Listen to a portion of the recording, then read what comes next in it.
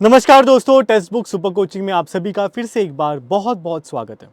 दोस्तों, mains answer writing की series हमने चलाई है, जहाँ पे 50 day mains answer writing program हमने चलाया है। उस प्रोग्राम में हम ये कोशिश कर रहे हैं कि प्रीलिम्स के साथ साथ आप एटलीस्ट हर रोज़ हर दिन एक मेंस का सवाल लिखें। ओके, सवाल लिखना मतलब उसका आंसर लिखना, राइट? डेफिनेटली। सो उसी सीरीज़ में आज हम आपके लिए पॉलिटी का एक इंपॉर्टेंट प्रीवियस ईयर क्वेश्चन लेकर आए हैं। प्राइमा फेसी दिखने को एक क्वेश्चन आपको बहुत आसान दिखेगा, बट इसका आंसर लिखने के लिए आपको थोड़ी सी चीज़ सोचनी पड़ेगी। ये क्वेश्चन यूपीएससी ने हमें उस टॉपिक में से पूछा है जो टॉपिक हम यूजुअली समझते हैं कि यार ये टॉपिक सिर्फ प्रीलिम्स के लिए इंपॉर्टेंट है। इसका मेन से इसकी कोई क्वेश्चन बनने की संभावना बहुत कम है, right? So the question is on the topic historical background. अब हिस्टोरिकल बैकग्राउंड हम पढ़ते हैं, many a times we are in a dilemma कि यार इतने सारे एक्ट्स को याद कैसे रखें, राइट? और इसलिए हम यूजुअली क्या करते हैं, सिर्फ हम उसको प्रीलिम्स पर्सपेक्टिव से पढ़ने की कोशिश करते हैं। बट यूपीएससी ने हमें मेंस पर्सपेक्टिव से भी उसके ऊपर क्वेश्चन पूछा है। क्वेश्चन क्या पूछा है? क्वेश्चन पूछा है government of India act of 1935 के ऊपर। क्वेश्चन ये कहता है कि did the government of India act of 1935 lay down a federal constitution? Discuss. Okay, so the question is on your screen for Hindi medium students. Question यहाँ पर है। इस क्वेश्चन का आंसर आपको 150 वर्ड्स, 150 शब्द में इसका आंसर आपको लिखना होगा। और इस पर्टिकुलर क्वेश्चन के जो टोटल मार्क्स वैल्यूएशन है that is for 10 marks. Okay, so what I will be doing without taking much of your time, I will start the timer, take out your pen and papers, start writing the answer. और 10 minute के बाद हम discuss करेंगे कि इस question का demand क्या था और किस तरीके से इसका आंसर लिखना चाहिए था। Okay, so I am just starting the timer. The timer has started. All the best.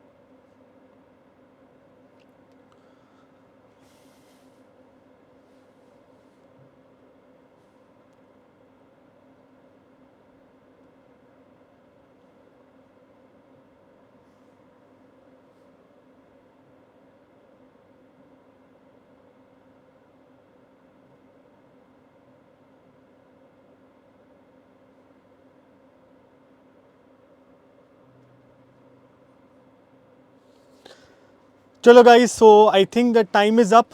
Please put your pens down. The time is up. Okay, so the time is up. Let us start discussing this question. I hope आप सभी ने इसका answer लिखा होगा. Now what is the learning that we can get from this particular question. इस question से हम क्या सीख सकते हैं? पहली चीज़, यूपीएससी के किसी भी सिलेबस को निगलेक्ट मत कीजिए. जो दिया है एटलीस्ट उतना तो आपका पढ़ के होना ही चाहिए. सो मेंस के लिए सबसे बेस्ट प्रिपेयर करने का तरीका होता है सिलेबस खोलो. सिलेबस की हर एक लाइन के लिए आपके पास कुछ ना कुछ चीज़ प्रिपेयर होनी चाहिए, राइट. अब सिलेबस के लाइन में हिस्टोरिकल अंडरपिनिंग्स लिखा है तो हमें ये पता होना चाहिए. We should have a brief idea about every act. दूसरी लर्निंग, कभी भी सिलेबस को ये प्रीलिम स्पेसिफिक सिलेबस है, ये मेन स्पेसिफिक सिलेबस है, ऐसे सेग्रीगेट मत करो क्योंकि ऐसा सिलेबस है ही नहीं. Okay, there is no such syllabus that this is a prelim specific syllabus, this is a main specific syllabus. Okay, so therefore always follow an integrated approach. जब भी आप पढ़ाई करते हो तो एक इंटीग्रेटेड अप्रोच से हमें पढ़ना है, राइट. तो इन दो लर्निंग्स के साथ चलिए इस पर्टिकुलर क्वेश्चन को डिस्कस करते हैं. क्वेश्चन ने क्या क्या कहा है? पहले तो फर्स्ट हाफ में क्वेश्चन ने आपसे सिंपल सवाल ही पूछा है कि did the government of India act of 1935 lay down a federal constitution. मतलब एक सिंपल सवाल पूछा गया है कि क्या इस government of India act of 1935 ने एक फेडरल कॉन्स्टिट्यूशन की स्थापना की थी या नहीं की थी. Simple straight forward question. तो अगर आपको डिड पूछा है मतलब आपको इसका सवाल हाँ या ना में देना होगा, राइट. अब जो भी आपका सवाल होगा, जो भी आपका जवाब होगा हाँ कि हाँ government of India act of 1935 ने फेडरल कॉन्स्टिट्यूशन एस्टैब्लिश किया था, तो आपको जस्टिफिकेशन भी देना होगा कि भाई क्या रीजंस थे और ऐसा आपको क्यों लगता है कि Government of India act of 1935 ने फेडरल कॉन्स्टिट्यूशन एस्टैब्लिश किया था. अगर आप इस मत के हो कि फेडरल कॉन्स्टिट्यूशन एस्टैब्लिश नहीं हुआ था, फिर भी आपको ये बताना पड़ेगा एग्जामिनर को भाई क्यों नहीं हुआ था, क्यों लगता है आपको कि Government of India act of 1935 सच में एक फेडरल कॉन्स्टिट्यूशन एस्टैब्लिश नहीं कर पाई. Okay, so I hope I have made the demand of the answer clear to you कि क्वेश्चन आपसे चाहता क्या है, what is the demand of the examiner, right. So again वही हमारा एसओपी फॉलो करेंगे. जब भी कोई क्वेश्चन हमारे सामने आता है दो चीज़ों को हम देखेंगे. पहली चीज़ क्या है? Government topic. टॉपिक क्या है? Obviously government of India act of 1935. Directive word क्या है? Discuss, right. इन दो चीज़ों को हमने मार्क किया. चलिए इसका इंट्रोडक्शन कैसे लिख सकते हैं वो जान के लेते हैं. ओके, अब जैसे मैं हमेशा कहता हूँ कि इंट्रोडक्शन लिखने के तीन तरीके होते हैं. एक is a definitional approach, second is linking it with current affairs and third is going into the historical aspect of it. इसका कोई डेफिनेशन आप Government of India act of 1935 का क्या ही डेफिनेशन दोगे? हिस्टोरिकल मतलब करंट अफेयर्स के साथ इसका कोई लेना देना तो है नहीं. एक ही ऑप्शन बचा, आप इसके हिस्टोरिकल अंडरपिनिंग्स में घुसोगे. You will talk about its historical underpinnings, right. So what is the historical underpinning of Government of India act of 1935? क्या है इसकी हिस्टोरिकल अंडरपिनिंग? क्या है? What is the historical underpinning for this particular act? कि जो 3 round table conferences हुए थे, RTCs, right. अगर आपने हिस्ट्री को ठीक से पढ़ा होगा तो आपको पता होगा कि 1930 से लेकर 1932 तक 3 राउंड टेबल कॉन्फ्रेंसेस होते हैं और इन 3 राउंड टेबल कॉन्फ्रेंसेस के बाद एक वाइट पेपर पब्लिश होता है जिसके माध्यम और वही वाइट पेपर आगे जाके government of India act of 1935 होता है, बन जाता है, right. So this is nothing but the historical aspect of this particular act. So you could have well begin your answer by writing this aspect only. आपने क्या लिख सकते थे? The government of India act of 1935 was formed as a result of the 3 round table conferences and the subsequent release of the white paper. Okay, the government of India Act of 1935 was the first formal step taken up by the British to set up a federal structure in India. ठीक है, तो इस introduction में हमने history बता दी उस particular act की कि वो उस एक्ट का एक हिस्टोरिकल बैकग्राउंड क्या रहा है और ये एक्ट एक ऐसा पहला कदम था to establish a federal structure in India, right. ये चीज़ हमें पता है, right. This is the thing. देखो इंट्रोडक्शन हमने बहुत ही शॉर्ट एंड क्रिस्प रखा है, बहुत ही कम से कम वर्ड में हमने आंसर को इंट्रोड्यूस करने की कोशिश की है. जैसे ही हमारा इंट्रोडक्शन डेफिनेशनल अप्रोच से हो गया वैसे मैं वापस जाऊंगा और क्वेश्चन को पढ़ूंगा कि क्वेश्चन अभी मुझे मेन बॉडी में क्या लिखना है. मेन बॉडी में मुझे अभी जो भी मेरा स्टैंड है, येस और no, ideally the correct stand is no, कि नहीं government of India act of 1935 ने फेडरल कॉन्स्टिट्यूशन नहीं एस्टैब्लिश किया था, ये करेक्ट स्टैंड होगा, right. Historically this is the correct stand. अब आपको एग्जामिनर को बताना है कि क्यों नहीं किया. सो इसके लिए हम पहले एग्जामिनर को क्या बताएंगे? हम एग्जामिनर को पहले ये बताएंगे कि इस एक्ट में कौन कौन से फेडरल फीचर्स थे, है ना. इस एक्ट में कौन कौन से फेडरल फीचर्स थे पहले हम एग्जामिनर को ये बताएंगे. So when I come to the main body, मैं एग्जामिनर को सीधे सीधे आके बताता हूँ कि some of the provisions introduced by the government of India act of 1935 were, कि क्या क्या प्रोविजंस थे. तो मैंने 5 जो इंपॉर्टेंट प्रोविजंस है उनको लिस्ट डाउन कर लिया है, जैसे कि ऑल इंडिया फेडरेशन, राइट, जैसे कि ऑल इंडिया फेडरेशन, उसके बाद प्रोविंशियल ऑटोनॉमी। पहले तो ऑल इंडिया फेडरेशन मतलब जो प्रोविंसेस थे ब्रिटिश के और जो प्रिंसली स्टेट्स है वो सब एक साथ मिलकर एक फेडरेशन, एक छत के नीचे आएंगे। प्रोविंशियल ऑटोनॉमी जो government of India act of 1919 के तहत जो डायरकी एस्टैब्लिश की गई थी प्रोविंसेस में, उस डायरकी को हटाया गया था, राइट। उसके बाद बायकैमरलिज्म, ये भी एक फेडरल फीचर है, बायकैमरलिज्म इंट्रोड्यूस किया गया था प्रोविंशियल लेवल पे। उसके बाद 3-fold डिस्ट्रीब्यूशन ऑफ सब्जेक्ट्स, आपको पता होगा फेडरल लिस्ट, प्रोविंशियल लिस्ट और कंकरेंट लिस्ट, ये 3 लिस्ट एस्टैब्लिश किए गए थे through the government of India act of 1935 and last में federal court was established under this act. तो ये मैंने कुछ बताया कि ये कुछ फेडरल फीचर्स थे, पर ये सारे फीचर्स पेपर पे ही थे क्या, इसके बारे में फिर एग्जामिनर को अगले पैराग्राफ में बताता हूँ। मैं एग्जामिनर को बताता हूँ कि despite of having the above federal provisions, ये इतने फेडरल प्रोविजंस होने के बावजूद the all India federation never came into existence, ये फेडरेशन कभी भी रनिंग में नहीं आया, कभी भी एग्जिस्टेंस में नहीं आया। तो उसके कारण मुझे बताने पड़ेंगे, सिर्फ ब्लंटली कह के कुछ फायदा नहीं है। I have to tell the examiner कि व्हाट वर द रीजंस। तो the very first reason was the princely states never joined the federation. यहाँ पे क्या बात हुई थी, all India federation which was consist of provinces and princely states, पर ये प्रिंसली स्टेट्स ने कभी भी फेडरेशन को ज्वाइन ही नहीं किया। That is point number 1। Point number 2, residuary powers. Residuary powers का मतलब अभी आप सभी को पता है, रेसिड्यूरी पावर्स किसको दिए गए थे, गवर्नर जनरल को, राइट। तो अगेन अ सेंट्रलाइजिंग टेंडेंसी आ गई, राइट। उसके बाद गवर्नर, ये यहाँ पे डिस्क्रिशनरी पावर होना चाहिए था, the governor general also had discretionary powers.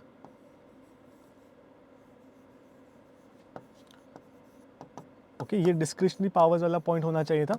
Okay, so governor general के पास डिस्क्रिशनरी पावर्स भी थे, राइट। इस डिस्क्रिशनरी पावर से जो भी लेजिस्लेशन, जो भी लॉ स्टेट प्रोविंसेस बनाती थी, उस लॉ को ओवरटर्न करने का जो डिसीजन था या पावर था, वो गवर्नर जनरल के पास आता था। विच मीन्स प्रोविंसेस जो भी लॉ बनाए उसको ओवरटर्न करने का या उसको उसके ऊपर स्टे करने की पावर गवर्नर जनरल के पास थी।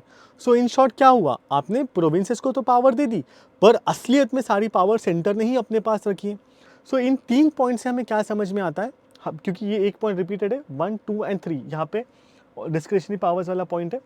तो ये 3 पॉइंट से हमें क्या समझ में आता है, इन 3 पॉइंट से हमें ये समझ में आता है कि भले ही ये सारे फेडरल फीचर्स थे आपके कॉन्स्टिट्यूशन में, फिर भी असलियत में आपने पावर्स प्रोविंसेस को नहीं दी, क्योंकि एक तो प्रिंसली स्टेट्स ने तो फेडरेशन ही ज्वाइन नहीं किया, रेसिड्यूरी पावर अपने गवर्नर जनरल के पास रखी थी, उसके अलावा डिस्क्रिशनरी पावर्स भी गवर्नर जनरल के पास थी।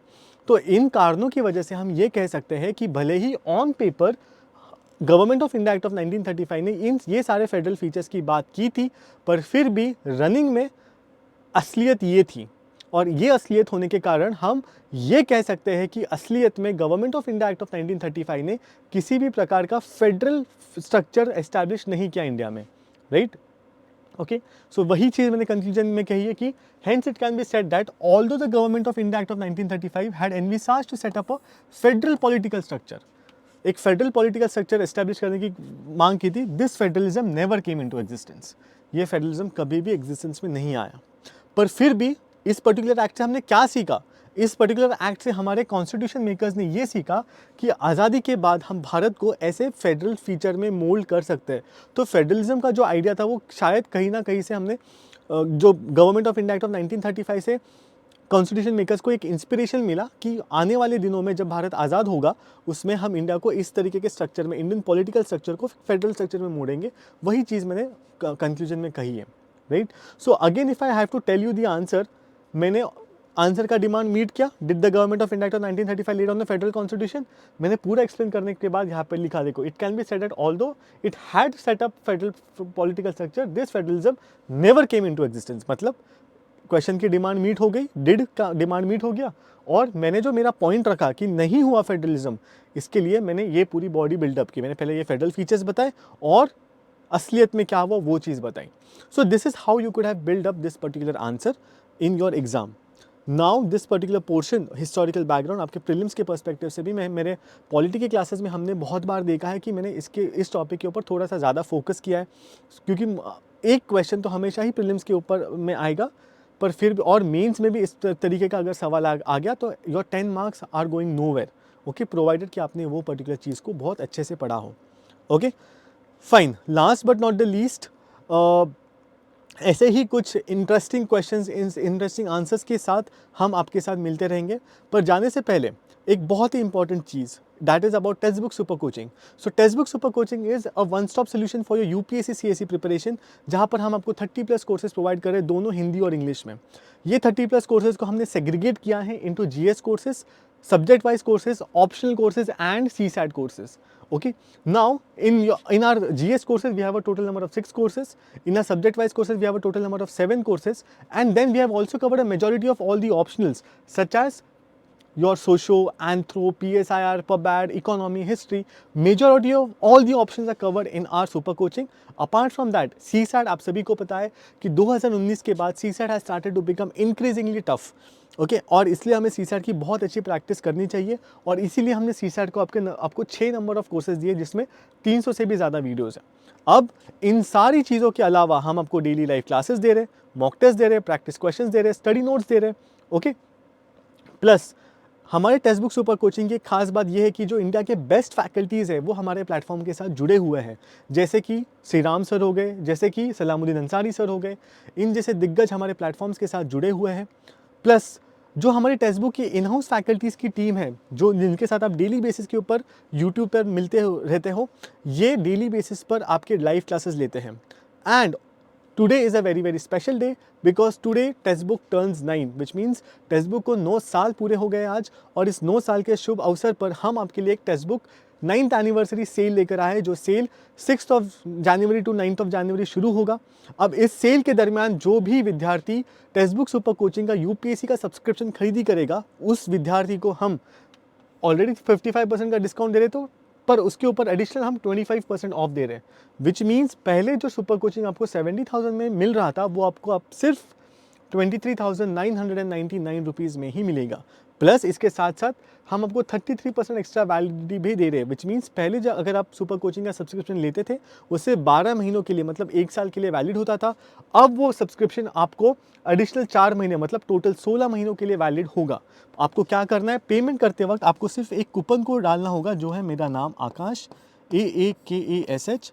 ये कूपन कोड डालते ही आपको इंस्टेंट डिस्काउंट मिलेगा, और आपको इतने कम प्राइस में पूरे इंडिया में कहीं पर भी यूपीएससी की प्रिपरेशन नहीं मिलेगी, along with optionals, along with prelims and mains combined. Okay, so it is a golden time from 6th to 9th of January. Go and grab your offers now. Thank you so much guys for attending this particular session. मिलते हैं ऐसे ही कुछ interesting session में कुछ एक थोड़े दिनों के बाद। Thank you so much. Bye bye.